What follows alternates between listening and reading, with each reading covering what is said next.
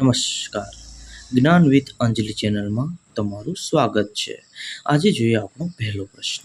આજનો પહેલો પ્રશ્ન છે, ભારતના પ્રથમ મહિલા આઈપીએસ કોણ હતા?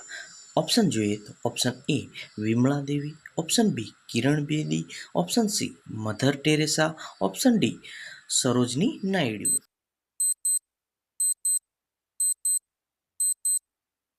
આનો સાચો જવાબ છે ઓપ્શન બી કિરણ બેદી. હવે જોઈએ આગળનો પ્રશ્ન. ભારત રત્ન પ્રાપ્ત કરવાવાળા પ્રથમ મહિલા કોણ હતા? Option A Indira Gandhi, option B Sushmita Sen, option C Sonia Gandhi કે ઓપ્શન ડી કિરણ બેદી.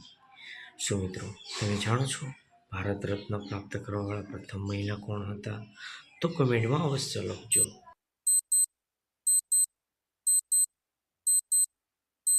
આનો સાચો જવાબ છે option A Indira Gandhi.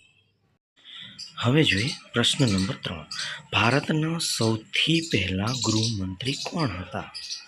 A Morarji Desai, B Sardar Vallabhbhai Patel, C Vishnubhai Desai કે ડી ડૉક્ટર બાબા સાહેબ આંબેડકર.